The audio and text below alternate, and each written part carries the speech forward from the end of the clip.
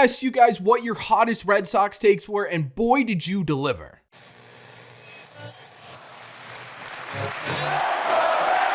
What is going on, everybody? Welcome back to Red Seat Radio. My name is Corbin, and right now there's still a pretty significant amount of time between now and when free agency and the trade market and the offseason truly begins. But what I wanted to do was gauge an initial outlook from Red Sox fans on the 2024 offseason. What you guys were thinking, what was sort of the general vibe of the fan base, and there's no better way to do that than taking a look at your scorching, white-hot, face-melting Red Sox hot takes. So that's exactly what we're going to do today. I asked you guys on both Twitter and YouTube what your hottest Red Sox takes were, and we're going to break those down today. We're going to take a look at some. I'm going to say whether I agree or disagree and why I think this is or is not a super hot take, and we're going to be talking about what this overall theme probably means for Red Sox fans. But before we get into that, do me a favor. Make sure you guys have hit that subscribe button if you haven't already. If you're new here, we talk Red Sox content almost every single day. Also, make sure you guys have hit the like button on this video as well. Helps these videos out a ton and would mean a lot to me.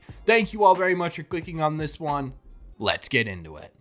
Thank you to everyone who left their hot Red Sox take. I'm going to try to get to as many as I can. There were some repeats, so I'm going to lump those together. If I do not get to your hot take, I truly apologize. Either way, let's get into some of these Red Sox hot takes. The first one is, the first one's a bit of a doozy, if we're being honest here. Yeah, there's a lot going on here that we need to unpack. The first one we got comes in from M. Boucher. They said the Red Sox lose 25% of the fan base. Chaim Bloom participation trophy cult members will move on, find another fan base to support, one that is more interested in winning minor league ranking championship than a World Series. There's again, a lot to unpack here. The first thing I immediately think of is, if you're so negative against Chaim Bloom, doesn't this kind of imply that there was a 25% increase in Red Sox fans because of Chaim Bloom? I don't really understand this one, but I did ask for hot takes, and this one, I guess, is pretty hot. The second one here is a combination of two that I saw a lot in the responses, so I'm just going to lump them together because someone did lump them together, and that is that the Red Sox get both Ohtani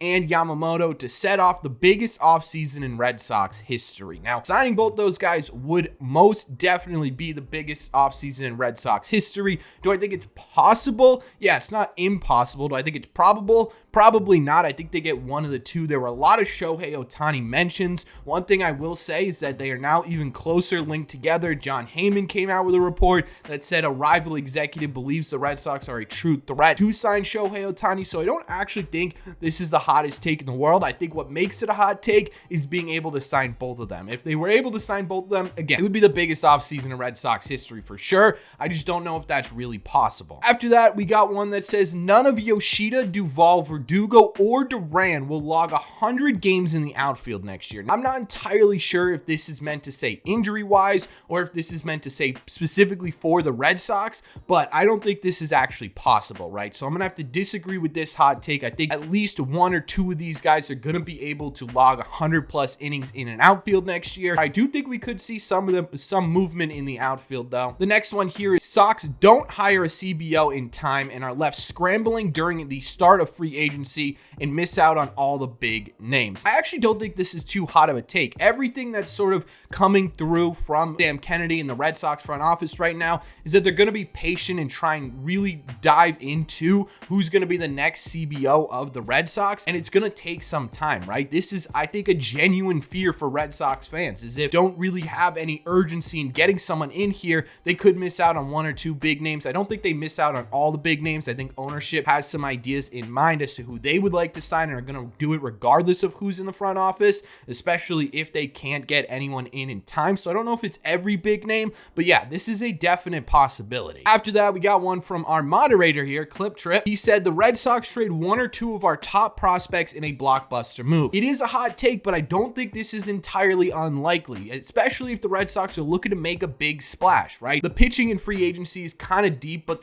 it drops off pretty significantly after the top guys. There's a not a lot of depth in the positional player free agents. A lot of what the Red Sox want to do may have to come via trade. And in order to do that, in order to really improve your team, the Red Sox may have to trade one or two of their top 10 prospects. I actually think this is fairly realistic. After that, from New Royal Rooters, he said they'll trade Duran while his value is sky high. Now, in my opinion, I think the Red Sox are going to have to choose between Duran and Rafaela. One of them is staying, one of them is going during the offseason. This to me makes a lot of sense, right? If the Red Sox want to get more defensive oriented, if they believe that Rafaela's ceiling is higher, I could definitely see them trading Duran while his value is sky high. I also could see them bringing him back and really making him an integral part of the lineup in Duran. And on top of that, Sam Kennedy mentioned on a podcast the other day that they are going to start focusing on trying to extend some of these pre-arbitration players. Duran was one of the names mentioned, so there's a possibility here that Duran actually stays with the team, but I do think it is a possibility that they end up trading him in the offseason. After that, we've got Red Sox trade for Juan Soto or Dylan Cease, but give up top prospects and players like Trevor Story or Yoshida. Now, this is kind of similar to what we talked about with Clip Tripp's hot take, right? I do think there's going to be some movement in terms of trades with the top prospects in this organization, but this one specifically mentions players like Yoshida and Story. Now, this is a hot take in my opinion because I don't think the likelihood of trading Story or Yoshida is very high, but I do think there's a price on their head. Is it Juan Soto or Dylan Cease? I'm not entirely sure, and I don't believe that either San Diego or Chicago would take on either of their contracts, especially in the situation both of them are in. But I do think that there is a possibility, a very, very small possibility, but it is there that one of those guys does get moved. We also have two different hot takes regarding Brayan Bello. Brayan Bello, one of them says, hottest take, Bello isn't a building block. He's too small, doesn't strike enough guys out to be successful enough to be more than a number 4 starter. And the other one says, Bello's worth is seriously inflated by how ass our pitching staff is. He would be a bullpen reliever on any other playoff team. I think there is some overrating of what Brayan Bello did this season, but I don't think it's to this extent. I think this is in the opposite direction in terms of hot takes, right? I think Brayan Bello this season is somewhere in the middle. Do I think this season was an indication that he's going to be an ace in the future? No, I think there were some ups. I think there were some downs, but what you saw from Brayan Bello this year, especially in the first half,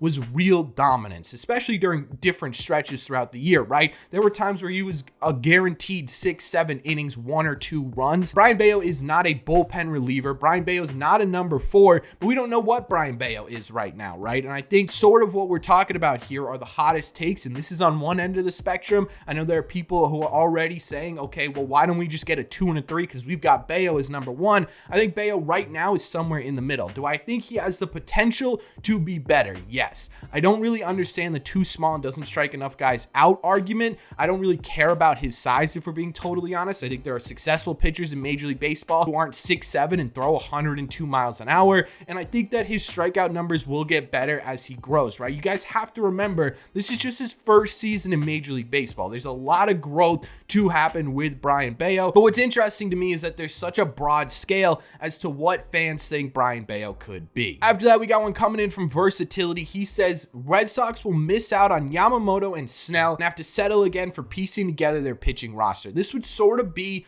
worst case scenario, right? But it's not a death sentence. If the Red Sox miss out on Yamamoto and Snell, there's still possibilities for piecing together this rotation. It wouldn't have to be, okay, we're going to sign a Corey Kluber, a James Paxton type pitcher just to fill bodies in this rotation. They're going to have to get more crafty if they miss out on some of these free agents, right? And that goes back to the CBO argument that we talked about earlier. But either way, I think when you're looking at it, if you miss out on Snell, if you miss out on Yamamoto, you're going to have to dig deep into your prospect pool, into your depth in your outfield, and try and flip one of those guys for a young, controllable starter. And honestly, I could see them doing both. After that, from Nick, he said, Red Sox sign Nola, Yamamoto, and Shohei, finished first in the AL East. Also, Trevor Story lives up to the contract. This is a hot take because probably not going to be able to sign Aaron Nola, Yamamoto, and Shohei in the same offseason. I think if you're going to do that, it's going to be a combination of 2 of those guys, not all 3 of those guys. But I love the Trevor Story living up to his contract thing. I think what we've been seeing from Trevor Story is a bit of a disappointment so far, specifically with the time he spent on the field. I think going into the 2024 season, you're going to see a fully healthy year from Trevor Story. You're going to see a really, really great season from Trevor Story. He's finally going to live up to that contract. That's my opinion. So I completely agree with this hot take. Next one comes in from Dylan. He says, Red Sox miss on Yamamoto, but sign Blake Snell and Eduardo Rodriguez and trade for Corbin Burns. Eduardo Rodriguez did say he is opting out, so this is a possibility, although I don't know what the likelihood of the Red Sox re-signing Eduardo Rodriguez is. I think there's a little bit of not bad blood, but sort of already established bias towards what Eduardo Rodriguez could be on the Boston Red Sox. I absolutely love the idea of trading for Corbin Burns, not only because his name is Corbin, which would be absolutely awesome to have on the Red Sox, but also because I think he would be a great asset to this team. I know the Brewers are going to try and retool this offseason, so there's a possibility either him or Woodruff is available via the trade market, which a couple people talked about. Either one of those guys would do wonders for this rotation. The only gripe I have with trading for Corbin Burns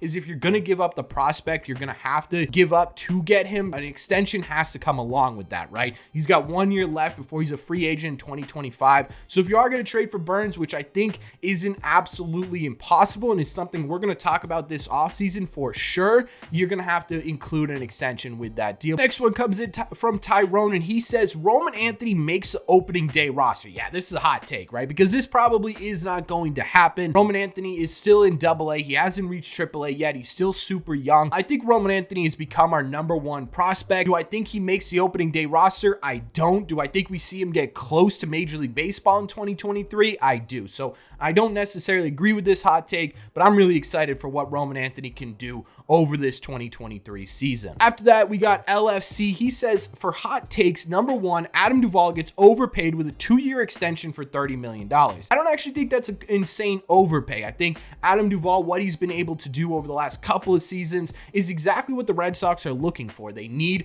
right-handed power bats. That's not entirely possible that Justin Turner comes back, and I think the Red Sox could do something like this to at least get some right-handed power potential within this Red Sox lineup. The second one is they massively overpay for Jordan Montgomery, around 6 years, $120 million. He doesn't want either. That's about $20 million a year for 6 years, which would be a big contract for Jordan Montgomery. But if the Red Sox do get a Yamamoto, a Snell, they trade for a Burns, a Woodruff, they trade for someone else and then supplement them with Jordan Montgomery, I don't think this is the absolute worst deal in the world. I think at some point you got to pay for pitching, and if you're going to go with Montgomery, he can't be your big fish, but a nice supplemental fish, I don't think that's really the end of the world. Another one from Ricky D. He says, Yoshinobu, Yamamoto, and Shota Imanga sign with the Boston Red Sox. I don't see a lot of people talking about Shota, but he's a legitimate possibility, especially if the Red Sox get someone else in that frontline starting position and want to supplement them and Brayan Bello with someone else in the rotation, right? Shota isn't a guy who's going to be your number one starting pitcher, but he's a guy who could be a really solid 3 for you, maybe even a 4, and really sort of anchor this rotation innings-wise. He's a guy who doesn't walk a ton of batters, and he's a guy who keeps his ERA below 4.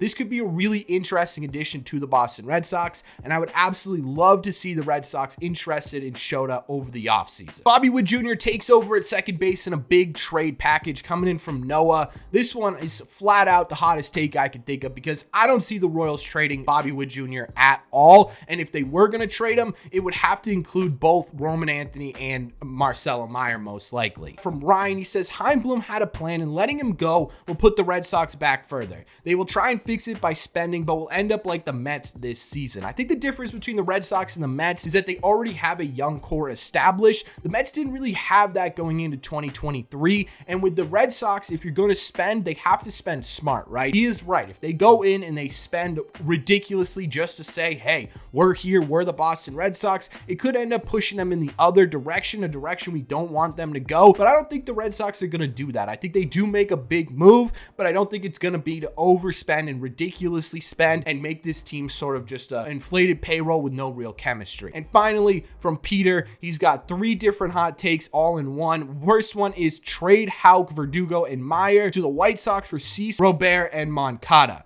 I think it would take more, honestly. I think it would take more to get both Cease and Robert. Those are really the Chicago White Sox two biggest pieces. They're sort of the building blocks of the next Chicago White Sox team. If you're going to pry them away, you're going to need to really, really excite them with a trade package. I don't know if this is enough. After that, he said he does not like neither JT or Duvall being back. I don't know if either of those guys are going to be back. I could see the Red Sox going in a different direction. I personally would love to have Justin Turner back or Adam Duvall back. I just don't know if it's going to happen. So I don't know if that hot take is really out of the realm of possibility. And his own hot take is the new head of baseball operations will either be Sam Fuld or Eddie Romero. Again, not a super hot take. Sam Fuld has been a guy who's mentioned a lot. Eddie Romero has been a guy who's mentioned a lot. And yeah, I would be happy with either one of those guys. But at the end of the day, I think what we're seeing from Red Sox fans based on these hot takes, in my opinion, is a hunger to really make a statement this offseason, right? Whether that's with Yamamoto, Shohei, Manga, a big trade, stuff like that. Red Sox fans want to splash, and they really want to see the ownership